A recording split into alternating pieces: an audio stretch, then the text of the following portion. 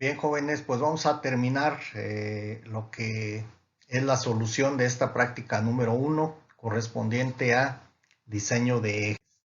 En el último video habíamos calculado ya las fuerzas que nos generan la polea en A, la fuerza tangencial del engrane en C, la fuerza radial del engrane en C y la fuerza flectora que nos genera la catarina y la cadena.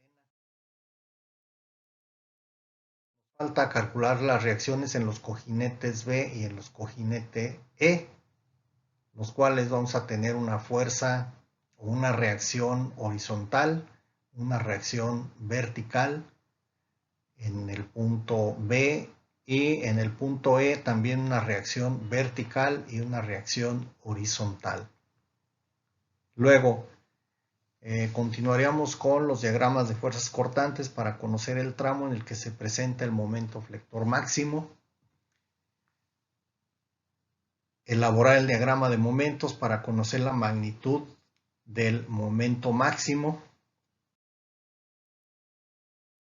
Y bueno, pues así nos quedaría nuestro eje con todas las fuerzas, incluyendo ya las reacciones que actúan sobre el eje y que por supuesto pues están afectando nuestros cálculos de diseño. El cálculo de las reacciones puede ser de forma manual, utilizando fórmulas básicas que conocemos o que aprendimos en estática, ¿verdad? Como son la suma de momentos y luego por suma de fuerzas verticales. Podemos utilizar también software. Bueno, nosotros para hacer el diagrama de fuerzas cortantes y de momentos flexionantes utilizamos el software MD Solid. Se puede hacer manual, se puede hacer con el uso de software, como es este caso. El software, pues, es una herramienta que nos ayuda a hacerlo más rápido, a tener una mejor presentación, desde luego que el hacerlo a mano. Pero bueno, siempre es necesario utilizarlo y es necesario saber qué es lo que está sucediendo. Si no sabemos analizar y si no sabemos cómo están actuando las fuerzas, de nada nos va a servir utilizar un software. Entonces, tenemos ahí el isométrico en donde solamente estamos colocando las fuerzas horizontales. Si nosotros vemos desde la parte de arriba o si obtenemos una vista superior y luego la pasamos a un plano, entonces lo que vamos a ver es lo que se muestra en el diagrama de fuerzas cortantes y momentos flexionantes. Este software, al aplicar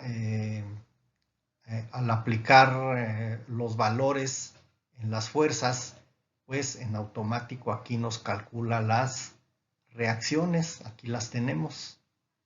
¿Sí? Entonces, pues sí nos ayuda bastante.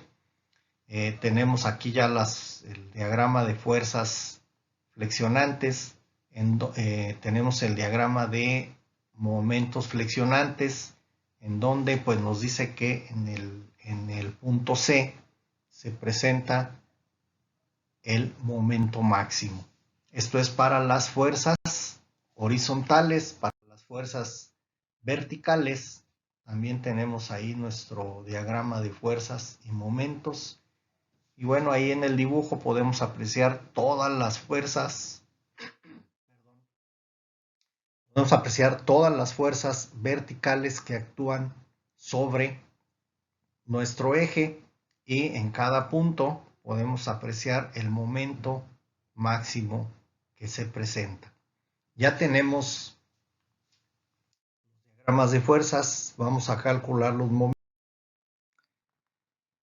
Bueno, una vez que ya calculamos o que ya tenemos los diagramas de fuerzas cortantes y momentos flexionantes, observamos cada uno de los puntos y nos damos cuenta que el momento en el punto A es igual a 0.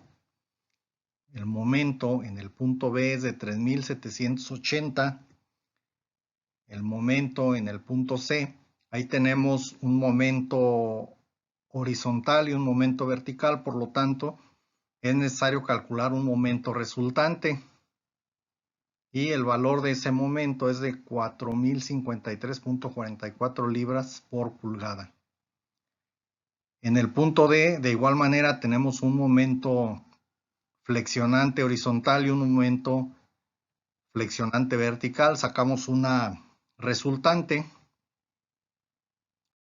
Y bueno, pues finalmente con esos valores sabemos que en el punto C es el punto en donde se presenta el mayor esfuerzo, o bien es el punto en donde debemos tener especial atención porque es el punto donde se puede presentar la falla de nuestro eje.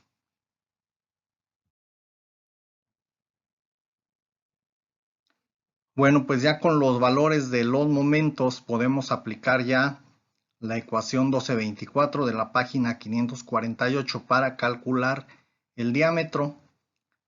Ahí pues vamos a necesitar el factor de seguridad, lo podemos obtener de la sección número 5, 7, capítulo 5, página 546.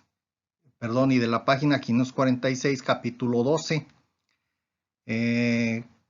Con lo que nos dice esa teoría, determinamos que vamos a utilizar un factor de seguridad igual a 2. El factor de concentración de esfuerzos K subíndice T lo obtenemos de acuerdo a lo que nos dice en la página 541. Ahí nos dice que para un cuñero de trineo podemos utilizar un K subíndice T igual a 1.6, o si tenemos un chaflán agudo podemos utilizar un K subíndice T igual a 2.5.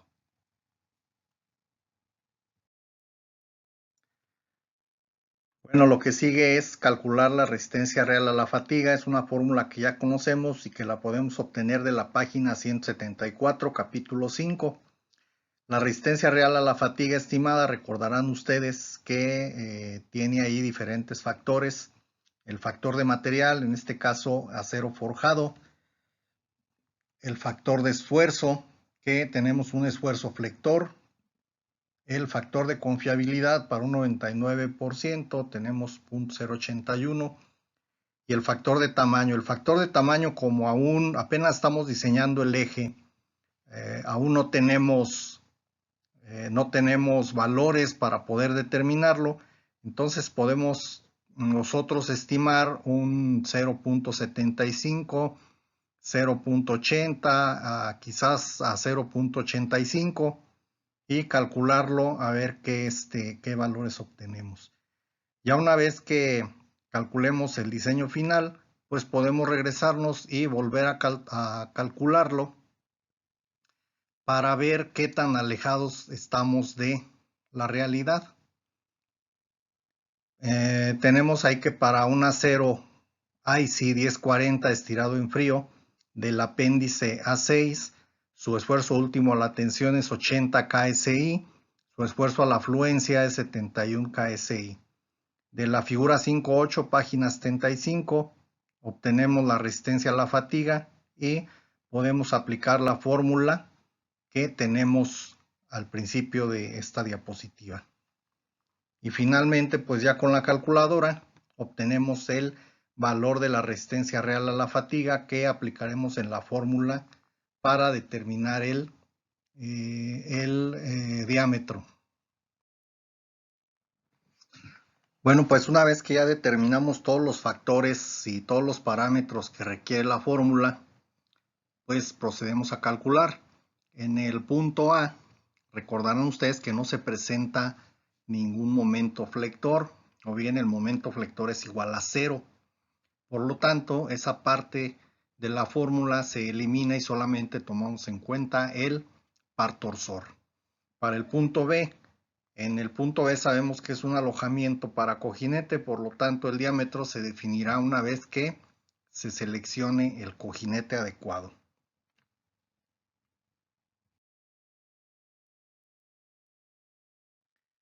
Bueno, pues, para el punto C, recordarán ustedes que en el punto C es donde se presenta nuestro máximo momento flector.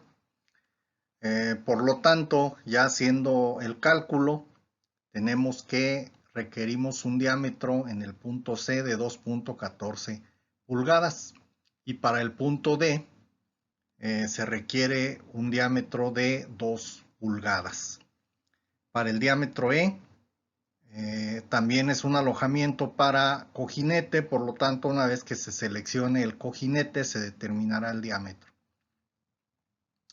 Y bueno, pues finalmente todos los diámetros tendrán que ajustarse a medidas comerciales una vez que determinemos el diseño final. Por lo pronto ya los valores ya nos dieron los parámetros que se requieren. Ese es el diámetro, esos son los diámetros mínimos que requerimos.